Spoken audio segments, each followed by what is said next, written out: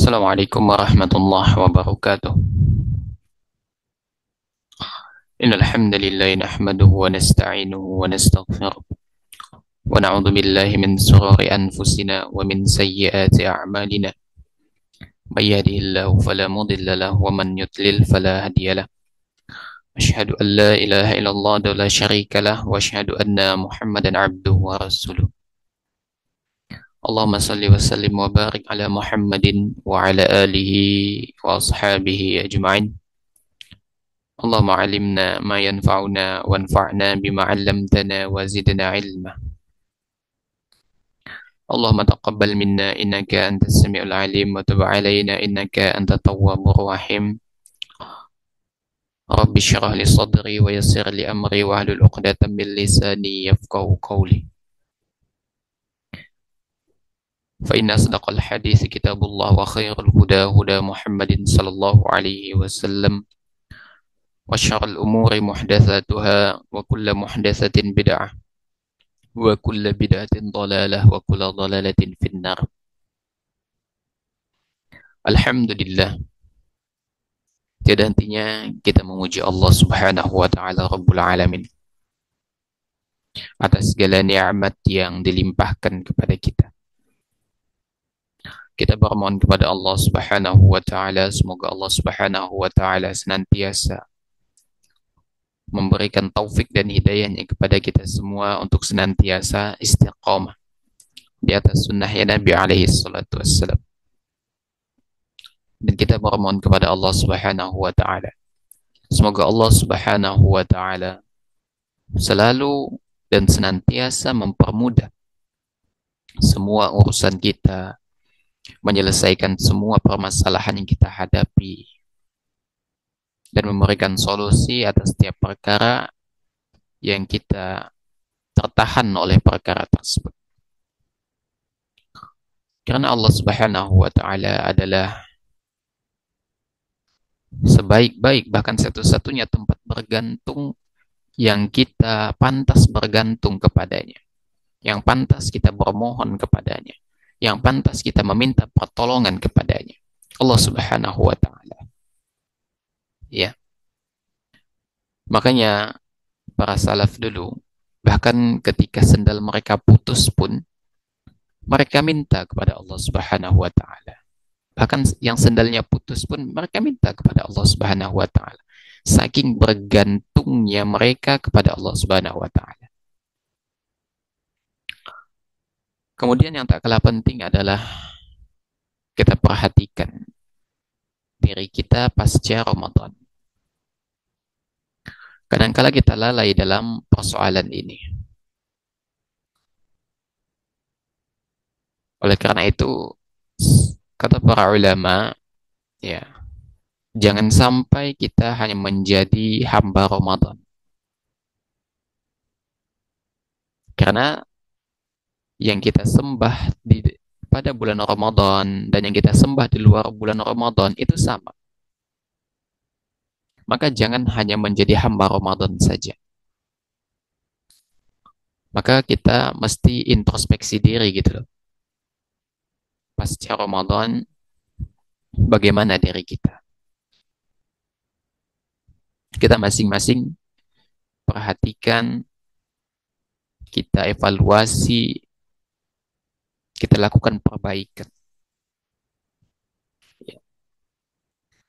Kita lakukan perbaikan. Dan jangan lupa, ya, karena sekarang masih bulan Syawal, maka jangan sampai terlewat untuk melaksanakan puasa Syawal. Jangan sampai terlewat untuk melakukan puasa Syawal. Ya, Anda sekedar mengingatkan saja.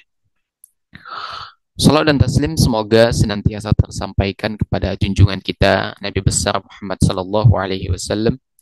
Allahumma salli wa sallim wa barik alaihi. Hadirin makan oleh Allah Subhanahu wa taala, insyaallah pada kesempatan ini kita akan kembali melanjutkan kajian kita dari ensiklopedia larangan dalam syariat. Dan insya Allah pada kesempatan ini kita akan masuk pada bahasan yaitu berkaitan dengan menceritakan rahasia hubungan suami istri. Menceritakan rahasia hubungan suami istri. Yang menjadi pertanyaan adalah, apakah ada memang orang yang menceritakan hubungannya, baik dari sisi suami atau istri itu sendiri, cerita gitu dengan temannya? Apakah ada? Jawabannya ada. Ada. Bahkan tak jarang di media sosial ada orang begitu bangga ya, begitu bangga dia menceritakan perzinahan yang ia lakukan. Ya, saya pernah berzinah dengan si fulan, pernah berzinah dengan si fulana, pernah berzinah dengan si fulan, dengan bangganya. Dia pernah tidur dengan sejumlah laki-laki. Ya. Dia pernah tidur dengan sejumlah perempuan. Dengan bangganya dia menceritakan aib-aibnya di khalayak umum gitu.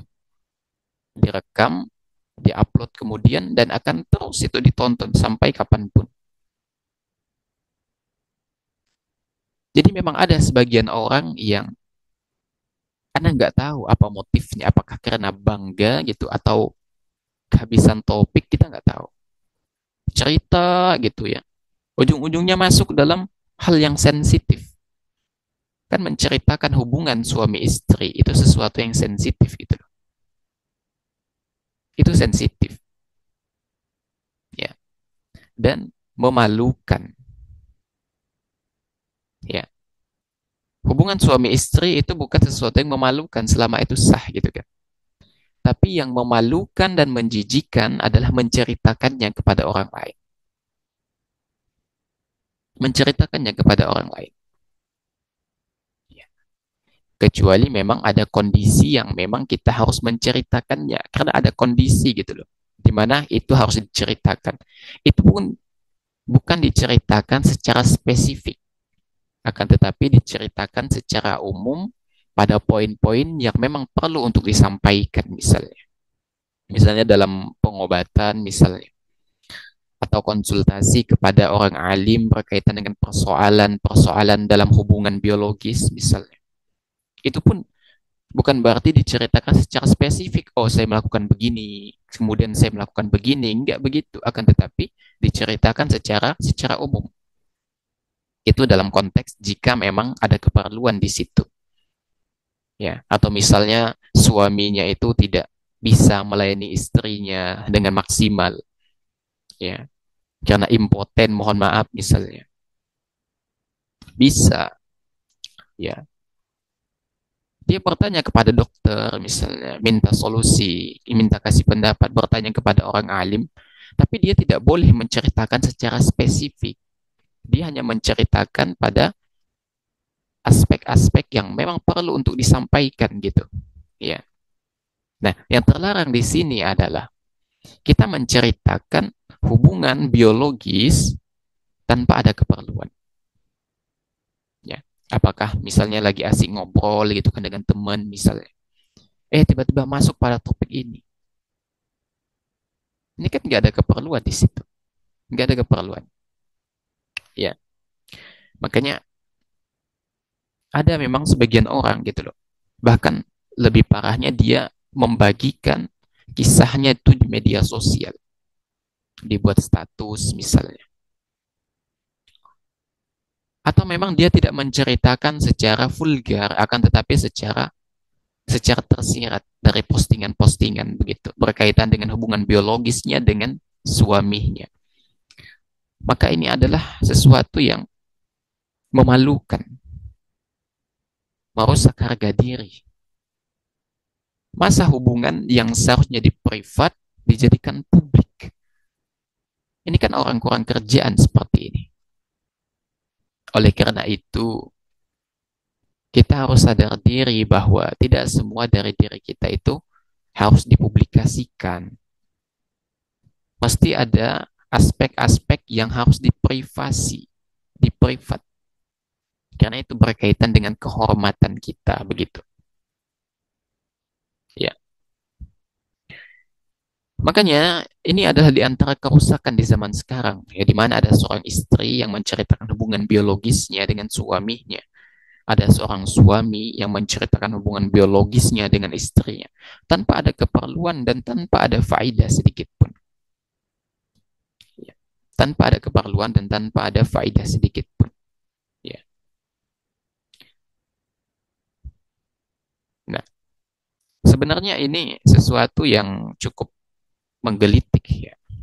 Kalau kita bahas lebih mendalam, kadangkala ada sebagian orang yang mungkin merasa jijik begitu, merasa wah ini sensitif gitu. Tapi perhatikan baik-baik firman Allah Subhanahu wa taala.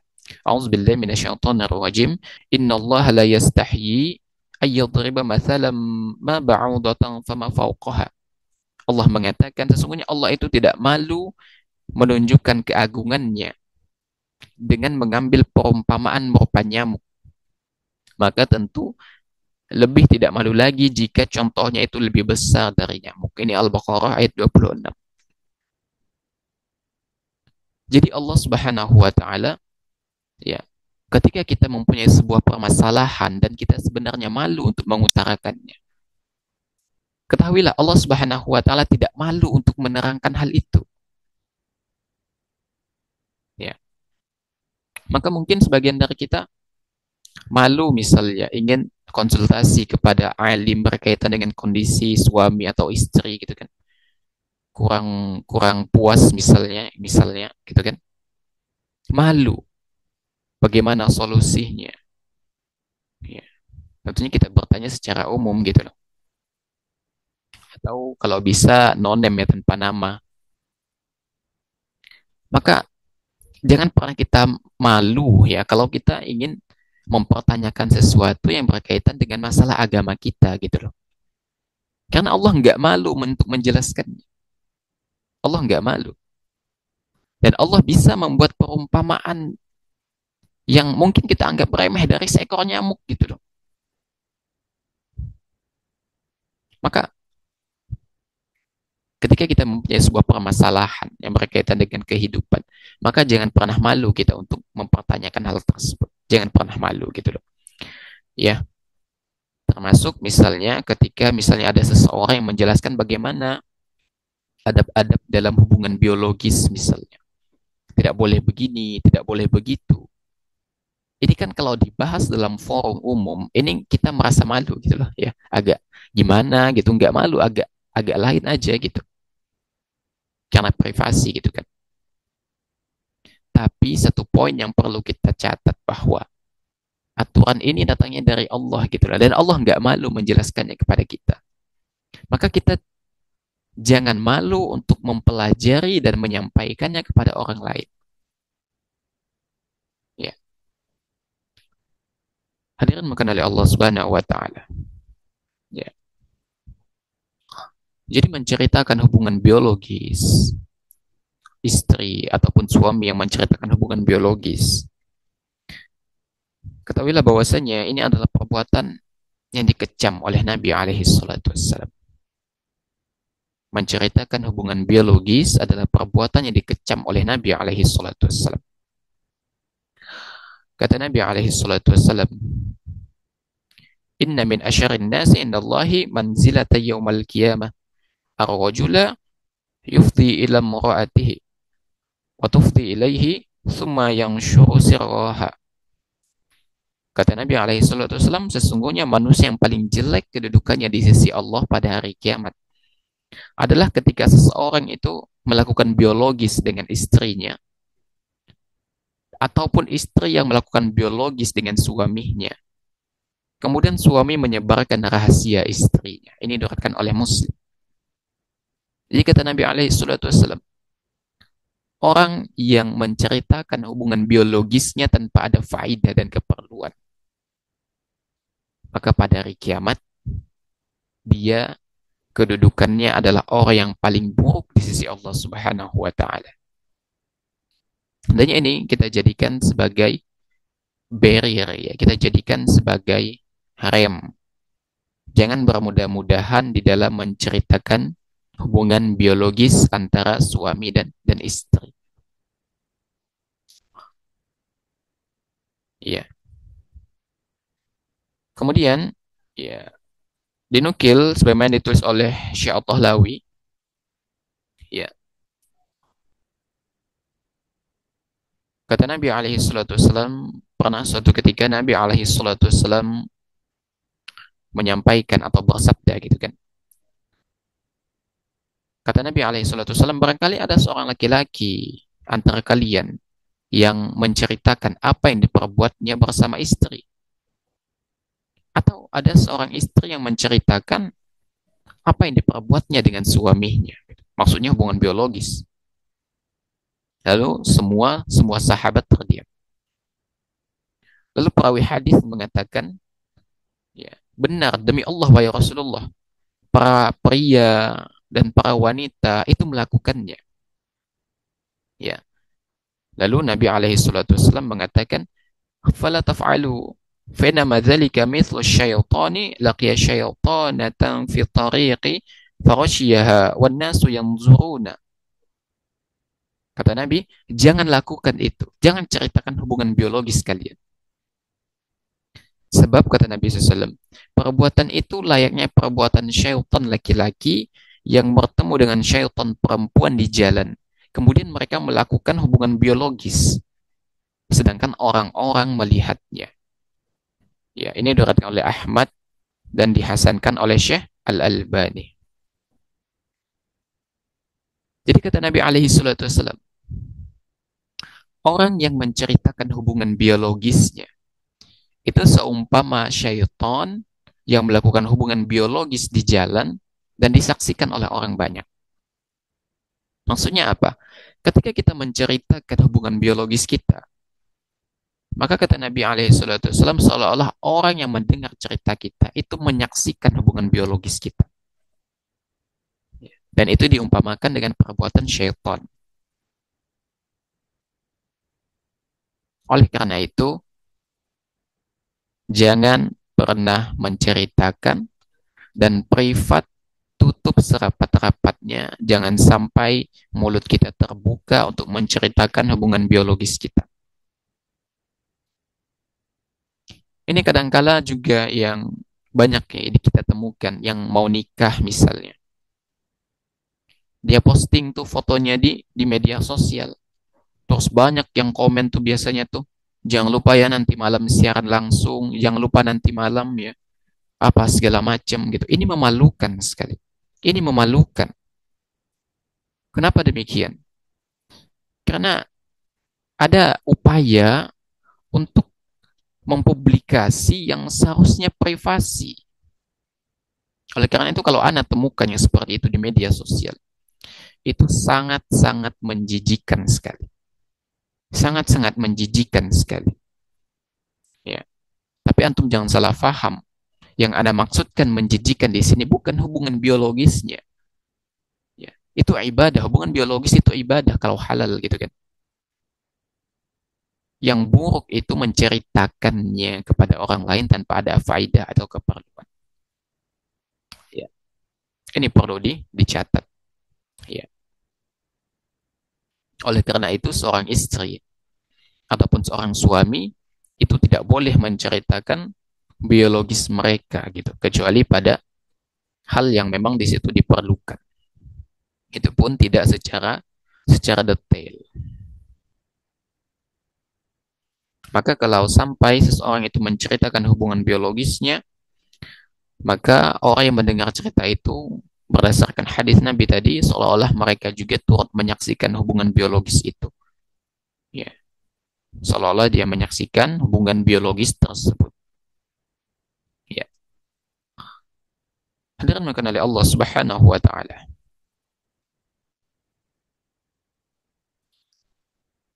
Berkata Imam Nawawi rahimahullah taala menjelaskan hadis berkaitan dengan larangan, ya, larangan uh, hadis berkenaan dengan bahwa manusia yang paling jelek di sisi Allah Subhanahu wa taala itu orang yang menceritakan hubungan biologisnya. Imam Nawawi menjelaskan bahwa dalam hadis ini terdapat larangan bagi seorang suami untuk menyebarkan apa yang terjadi antara dia dan istrinya berkaitan dengan biologis mereka berkaitan dengan eh, senang-senang yang mereka lakukan. Nggak boleh. Ya, menggambarkan detail yang terjadi di antara keduanya, apa yang dilakukan oleh istrinya, baik ucapan, perbuatan, dan semacamnya. Gitu kan? Adapun semata-mata menceritakan adanya hubungan gitu kan. Ya, tanpa menyebutkan detailnya, jika itu tidak ada faidahnya dan tidak ada kebutuhan, maka hukumnya makruh. Ya. Ini dinilai menyelisihi muruah seseorang. Jadi kata Imam Nawawi, baik dari pihak suami atau dari pihak istri, mereka tidak boleh menceritakan secara detail, gitu kan? Nggak boleh menceritakan secara detail. Ya. Kalau mereka ditanya, ya jawab saja secara umum misalnya. Misalnya ada mertuanya nanya, Mama ini lagi pengen cucu deh. Terus menantunya bilang lagi usaha kok mah, gitu kan? Ini boleh nggak? Boleh, karena memang ditanya oleh mertua dan dijawab secara umum. Itu boleh. Tapi yang nggak boleh adalah tiba-tiba cerita tanpa ada ditanya, tanpa ada keperluan gitu kan. Diceritakan ini nggak boleh, gitu kan? Ya, makanya kalau memang tidak ada keperluan, jangan diceritakan. Termasuk ya kata Imam Nawawi ucapan atau perbuatan yang dilakukan antara keduanya atau yang dilakukan oleh suami dan istri gitu nggak boleh dipublikasi ya. Karena ini berkaitan dengan masalah muruah atau kehormatan ya, masalah kehormatan. Bayangkan ada seseorang yang sangat terhormat di masyarakat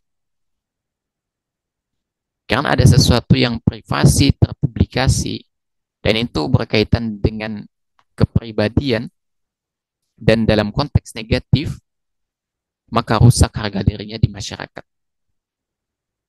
Rusak harga dirinya di masyarakat. Karena ini berkaitan dengan muruah atau kehormatan. Hadirin makan oleh Allah Subhanahu wa taala. Oleh karena itu, ya, ketika ada seseorang yang secara lantang menceritakan hubungan biologisnya, maka sebetulnya dia telah melakukan pengkhianatan. Dia telah mengkhianati amanah yang sudah dibebankan kepadanya. Kenapa demikian? Karena hubungan biologis itu kan privasi dan harus dijaga, ditutup rapat. Kalau sampai terpublikasi karena sengaja, maka itu adalah bentuk pengkhianatan terhadap amanah. Kata Nabi alaihi salatu wassalam, "Inna min azmil amanati inna Allah yawmal qiyamah. Ar-rajula yufdi ila mura'atihi wa tufdi ilaihi thumma yanshuruhu sirraha." Kata Nabi, sesungguhnya pelanggaran amanah terbesar di sisi Allah pada hari kiamat adalah seorang laki-laki yang biologis dengan istrinya dan istrinya biologis dengan suaminya lalu menyebarkan rahasia ranjangnya. Ini diriwayatkan oleh Muslim. Jadi menyebarkan rahasia ranjang kepada orang lain tanpa ada keperluan, tanpa ada faedah, itu adalah bentuk pengkhianatan, pelanggaran terhadap amanah, pelanggaran terhadap amanah. Ya, pengkhianat. Dijelaskan oleh Syekh Abu Malik di dalam Sahih Fikih Sunnah. Beliau mengatakan bahwa namun jika ada maslahat syar'i sebagaimana dilakukan istri Nabi alaihi salatu wassalam yang menyebarkan bagaimana Rasulullah SAW berinteraksi dengan istrinya, maka tidak ada masalah gitu kan. Tidak ada masalah. Ini dalam rangka pengajaran berkaitan dengan adab-adab dalam biologis misalnya. Itu pun dijelaskan dalam konteks yang memang bukan vulgar gitu ya. Maksudnya dijelaskan sesuai dengan norma-norma kesopanan, norma-norma orang timur, ya. Tidak dijelaskan secara spesifik, akan tetapi dijelaskan secara umum, di mana itu pasti difahami oleh semua orang. Ya, ya, tanpa menyelipkan sesuatu yang vulgar di situ. Maka kita boleh yang melakukan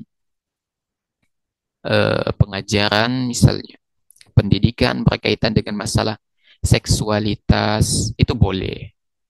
Itu boleh, karena ini bagian dari pendidikan gitu loh. Ya, bagaimana biologis yang sesuai dengan syariat Islam itu ada. Bagaimana adabnya, dari mana kita boleh melakukannya. Itu kan ada dijelaskan secara spesifik gitu. Suami tidak boleh mendatangi istri dari arah belakang misalnya. Ya, dijelaskan karena itu menyerupai liwat, ya.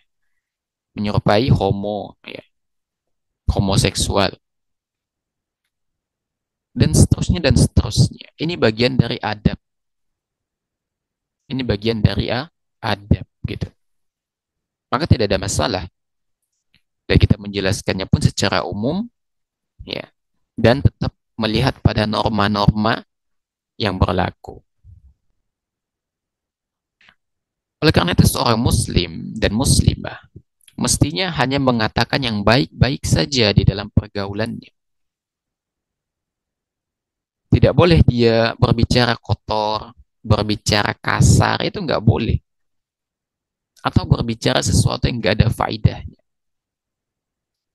Karena kata Nabi alaihi salatu wasallam, "Man kana yu'minu billahi wal yawmil akhir, falyakul khairan aw liyasmut."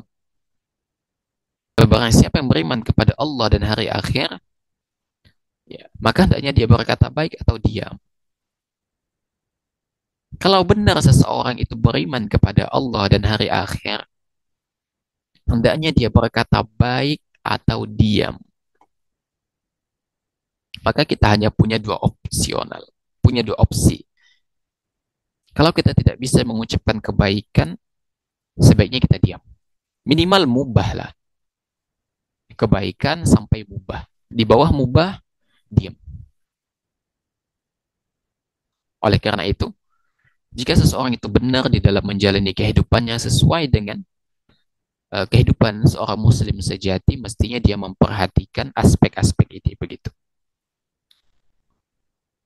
Tadi sudah Anda sampaikan bahwa larangan menceritakan biologis itu terlarang apabila tidak ada faedahnya sama sekali dan tidak ada keperluan.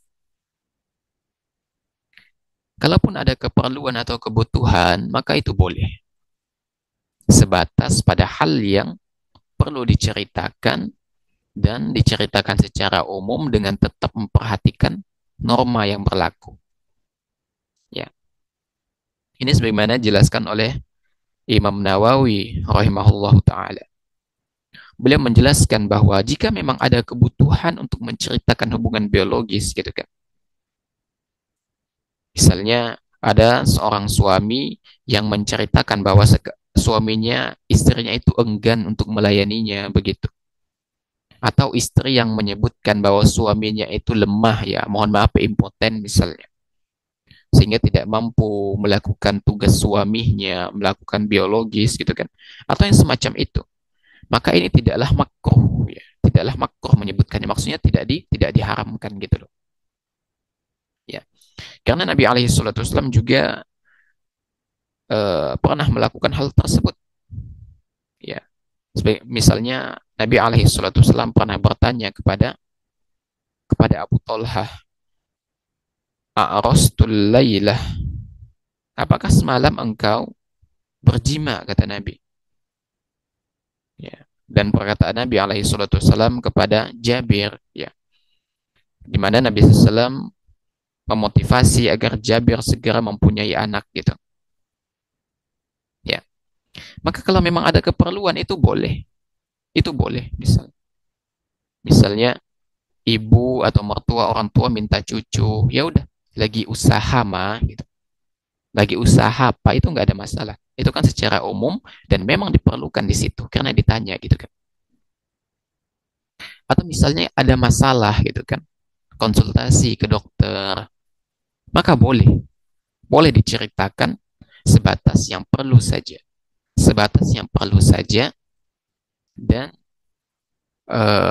sesuai dengan norma yang berlaku. Kalau dokter nanya, ini gimana, ya ceritakan gitu. Ya, itu kan dalam rangka pengobatan keperluan gitu kan. Mungkin ada masalah di antara mereka begitu. Gitu kan, udah nikah sekian tahun, belum dikaruniai anak. Cerita gitu gimana persoalan. Atau ingin tahu hukum-hukum tertentu berkaitan dengan masalah biologis. Nanya ke alim, seorang alim, tanya. Ya Syekh ini bagaimana? Kalau gini bagaimana? Apa hukumnya? Boleh atau tidak? Gitu kan? Kan beberapa waktu silam ya pernah ditanya kepada anak hal yang sifatnya vulgar gitu kan. Berkaitan dengan masalah misalnya oral seks dan lainnya. Itu pernah ditanyakan dan memang dibahas oleh para ulama berkaitan dengan hukumnya. Makanya kita jangan pernah malu untuk menanyakan sesuatu di mana Allah Subhanahu wa taala tidak malu untuk menjelaskannya. Jangan pernah malu gitu. Ya. Oleh karena itu kalau memang ada keperluan misalnya boleh diceritakan sebatas menceritakan yang memang perlu untuk diceritakan. Bukan menceritakan sedetil-detilnya begitu. Awalnya begini, begini, akhirnya begini gitu. Tidak. Diceritakan secara umum. Hadirin maka oleh Allah Subhanahu wa taala, taib itu berkaitan dengan masalah ya menceritakan rahasia hubungan suami istri atau menceritakan hubungan biologis suami istri. Semoga Allah Subhanahu wa taala memberikan taufik dan hidayahnya kepada kita semua agar kita senantiasa menjaga semua rahasia kita yang memang seharusnya kita jaga. Jangan pernah kita publikasi rahasia kita gitu loh. Karena kita mesti memikirkan dampaknya ke depan berkaitan dengan muruah dan lain-lain begitu. Coba antum bayangkan orang yang terhormat di pandangan kita tiba-tiba menceritakan hubungan biologisnya. Apa respon kita? Maka persepsi baik kita kepada dia rusak. Gitu loh. Ya. Kita tadinya menghormati dia menjadi kurang respect lagi. Oleh karena itu, hendaknya kita menjaga, mesti memprivasi apa yang seharusnya kita privat. Ya. Baik di dunia nyata atau di media sosial, karena banyak sekali di media sosial orang yang tidak lagi malu menceritakan hubungan biologisnya. Direkam, diupload, dan akan ditonton oleh orang sepanjang masa. Ini adalah perbuatan tercela dan haram bagi kita untuk menceritakan hubungan biologis kecuali memang di situ ada keperluan atau faedah yang bisa didapatkan. Demikian semoga Allah Subhanahu wa taala memberikan taufik dan hidayahnya kepada kita semua dan senantiasa menjaga kita dari hal yang bisa merusak diri kita, agama ataupun kehormatan kita. Wallahu a'lam bishawab.